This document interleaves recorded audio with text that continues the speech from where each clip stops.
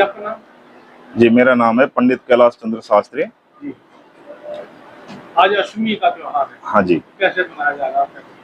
देखिए, सर्वप्रथम तो सभी दर्शकों को इस नव संवत्सर की हार्दिक शुभकामनाएं।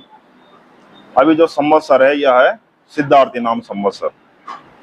60 संवत्सर हमारे विक्रम संवत्सर में होते हैं, 60 संवत्सर के नाम होते हैं। उसमें यह है सिद्धार्थी नाम का संवत्सर। जिस वर्ष इस संवत्सर का स्वामी भगवान सूर्य और मंत्री भी भगवान सूर्य है, यानी कि इस वर्ष का जो राज संचालन का कार्य वह भगवान सूर्य के अधीन है। इस समय नवरात्र में पूरे वर्ष भर के लिए माता के सभी भक्त प्रथम दिन के नवरात्र से, जिस दिन भगवती शैलपुत्री की आराधना होती है, और नवम दिन में होती सिद्धिदात्री की। विशेषकर चैत्र नवरात्र में अष्टमी के दिन का बहुत बड़ा महत्व है। इस दिन भगवती महागौरी का अर्चन होता है, जिसे सब भक्त लोग बड़े प्रेम भाव से करते हैं। प्रथम दिन से निराहार रह करके कतिपय सज्जन स्वल्पाहार या एक समय का आहार लेकर के व्रत और भगवती की आराधना करते हैं। भगवती की आराधना करने का विधान जो है, जहां से शुरू हुआ उसमें है मार्कंडेय पुराण में इसका वर्णन मिलता है।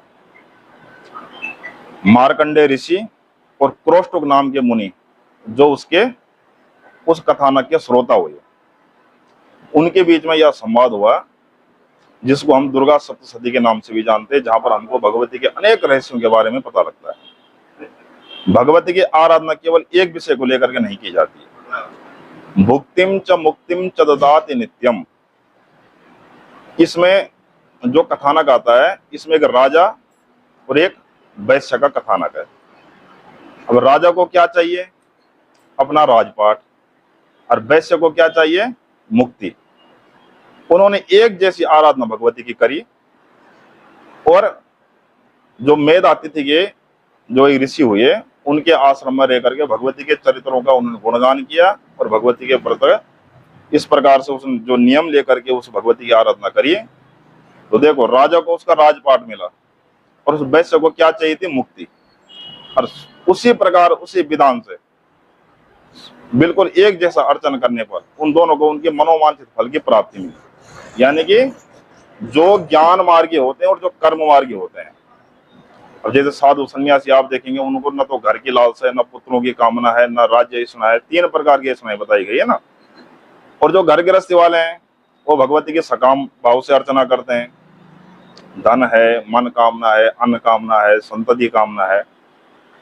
तो भगवती को जो जिस भाव से अर्चन करते हैं, आज अष्टमी के दिन जिसका लोग व्रत पारायण करते हैं, और 2 वर्ष से लेकर के 10 वर्ष की कन्याओं का पूजन करते हैं, इसको बोलते हैं गौरी कन्या पूजन। भगवती से आप नहीं भी मांगोगे तो उसको पता है कि मेरे भक्त को किस चीज की आवश्यकता है, तो उसको भुक्ति भी देती है और मुक्ति भी देती है। इसलिए सभी सज्जनों को वर्ष के आरंभ में जो हमारा नव संवत्सर है, इन 9 दिनों में भगवती की आराधना खूब अच्छी तरह से करनी चाहिए। जितना जप तप निराहार रह करके भगवती की आराधना करेंगे, पूरे वर्ष पर्यंत हमारा शरीर भी आरोग्यता को प्राप्त होगा, सबकी दीर्घायु होगी, और लोग जो है, जो इस संसार में जो दुखालय संसार है, यहाँ से व्यक्ति को जो है ना, इस दुख को सहन करने की शक्ति भी भगवती से ही प्राप्त होती है। तो इस प्रकार सभी को चाहिए कि यथालब्ध उपचार से भगवती का पूजन करें, यथा समय अनुसार भगवती का अर्चन करें। जिस प्रकार की जिसकी सामर्थ्य है, अपनी सामर्थ्य के अनुसार अष्टमी के दिन भगवती कन्या पूजन, उनको कन्याओं को भगवती का रूप मान करके उनका पूजन करना चाहिए।